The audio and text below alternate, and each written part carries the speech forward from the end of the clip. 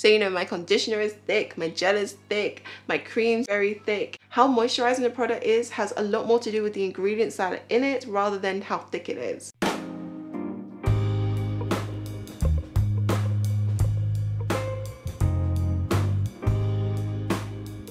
Hi guys, and welcome to WholeElise. I'm Elise, and today we're making hair cream. But this isn't just any old hair cream. This is an avocado butter hair cream. This is the difference between your wash and goes, your twist outs, your blowouts, lasting minutes versus lasting days. So I want to thank you guys so much. I've just managed to hit 1,000 subscribers. Welcome, get comfortable, have a seat, grab a snack, preferably one of mine. And to all of my day ones, thank you as always. Although I'm pretty sure that at this stage, anyone who subscribed to me would be considered a day one. But anyway, thank you guys so much for watching, and don't forget to subscribe and hit that notifications bell so you don't miss out on any of my new videos. Let's get back to our hair cream. So a good moisturizer is able to do two things. It's able to penetrate into your hair shaft, providing hydration, but it's also able to seal your hair strands for moisture retention. If your hair is dry and brittle, you suffer from breakage, your ends are kind of straggly and split, or you just struggle to keep your hair moisturized, all of these things are a sign that your hair is severely lacking in hydration. They're also a sign of some other things, but you know what, let's just start with problems that are easy to fix. And a good hair cream is one of the best ways to retain moisture and grow your hair. The secret to this is actually the avocado butter that I use as a base. Just when you thought avocados couldn't get any better, they revolutionized the hair game. A lot of hair creams and butters that are on the market tend to be very heavy, but they end up just sitting on the outside of your hair and not really providing any moisture. But with the right ingredients, you can make a hair cream that is able to penetrate deep within your hair shaft and pack it full of moisture, without it being overly heavy or leaving your hair feeling greasy. So with that said, here's how to make a natural hair cream. To make a hair cream that's able to hydrate as well as seal our hair, we'll need to use both water and oil. I'll use a simple lotion recipe, but for a step-by-step guide on each ingredient, check out my beginner's guide to lotion making. Measure out the water and colloidal oatmeal. This is essentially a type of ground oats that will add a huge moisture boost to our hair cream. To see how to substitute this with regular oats, click the icon above to watch my oat lotion tutorial. Measure out the glycerin, avocado butter, more on this later, emulsifying wax, coconut, jojoba, and olive oil.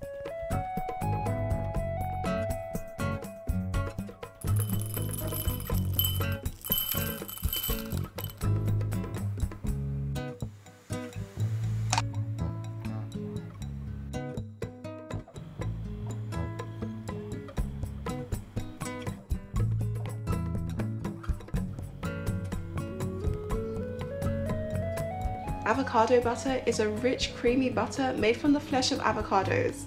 It actually melts on contact with your skin, which makes it perfect for things like hair moisturizers where you don't want to have a white cast or any sort of flaky residue. On its own, because avocado butter is so rich, it might be too much for some to use. However, by making it into a hair cream, we're able to take all of those beautiful natural benefits of avocado butter and turn it into a product that you can use on your hair on a regular basis without needing to worry about it weighing down your hair or providing any sort of product buildup. Avocado butter is also amazing for natural hair in particular, especially because if you do have curly hair, usually one of the main concerns is moisture retention. But because it is such a nutrient-dense butter and the fact that it melts on contact, it's also great for mixing with other products. So if you do layer your products, like in the lock method or the LCO method, it's not going to interfere too much with any other product that you use, making it a great fit for a natural hair care routine. A lot of hair butters and creams, particularly marketed at natural hair, tend to use shea butter as a base, and if you're not new to my channel, then you will know I do ride for shea butter pretty hard, especially when it comes to skincare. However, when it comes to hair care, I find that shea butter is a bit too heavy. It tends to weigh down your hair quite a lot. It doesn't necessarily mix well with other products, and you are prone to getting flaking. So if you have had issues using hair creams in the past where you felt like it's not really soaking into your hair, switching out shea butter for avocado butter or looking for products that use that as a base might be a good option for you. Or of course, you can just try making this DIY hair cream recipe.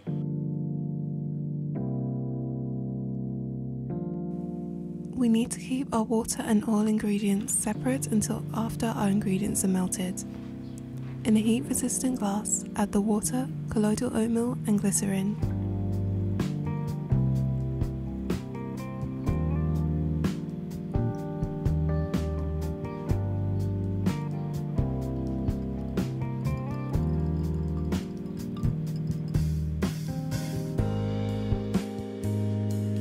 And for the oils, add the avocado butter, emulsifying wax, jojoba, coconut and olive oil.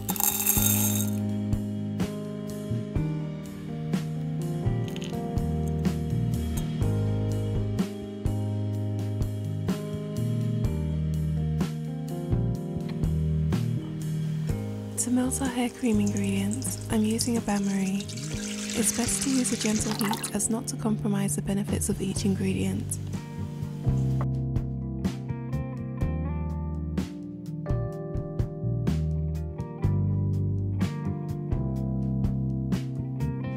Once both the water and the oil phase are completely melted, slowly pour one into the other and mix together.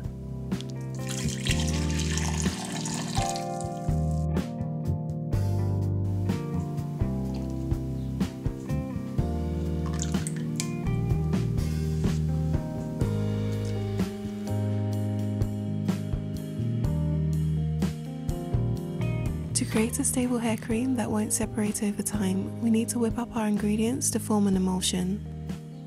You can either use a whisk or an immersion blender. As the mixture cools, it will start to thicken.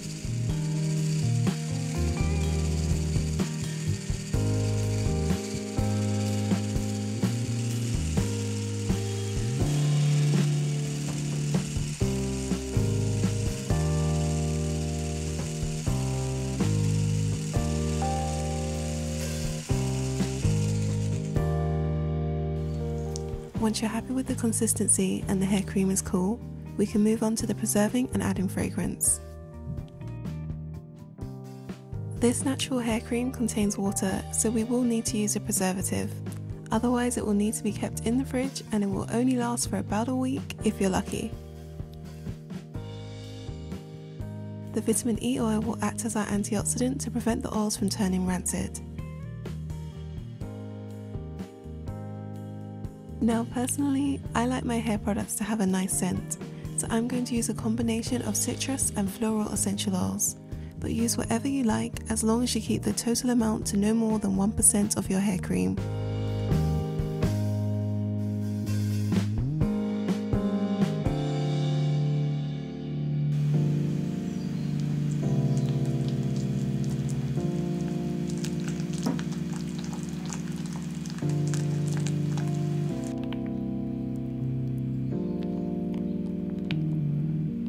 Mix together until everything is well combined, find yourself a good sized container and fill it with your silky smooth, ultralight, moisture packed, all natural hair cream.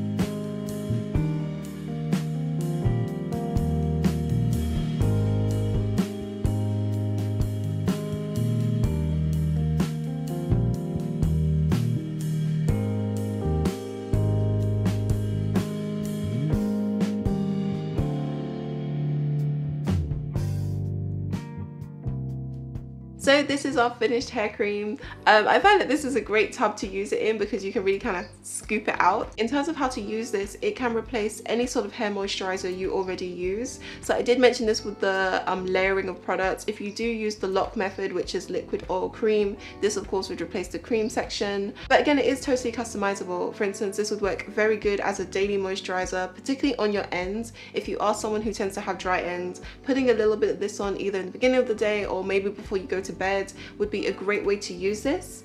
And if you are someone with finer hair or lighter hair, this would also work really well as an overnight treatment. So you could apply this to your hair, go to sleep, and then wash your hair in the morning. And that way you get all of the benefits associated with this, just not having to actually have it in your hair during the day if you are concerned that it might weigh down your hair a little bit. So I did used to associate more moisturizing products with being very thick and heavy, especially when it comes to my hair care. So you know, my conditioner is thick, my gel is thick, my creams used to be very thick, but particularly because I make a lot of natural lotions and skincare, I've learned that how moisturizing a product is has a lot more to do with the ingredients that are in it rather than how thick it is. So you'll notice that in this recipe I do use oats, specifically the colloidal oatmeal. Now I actually got that idea from my DIY oats moisturizer, which will be linked above if you're interested in watching that. Oats have incredible moisturizing properties, and that of course does apply to hair care as well. So because it has ingredients like oats, there's also glycerin in this recipe that draws moisture into your hair, as well as having the avocado butter, which we have discussed at length,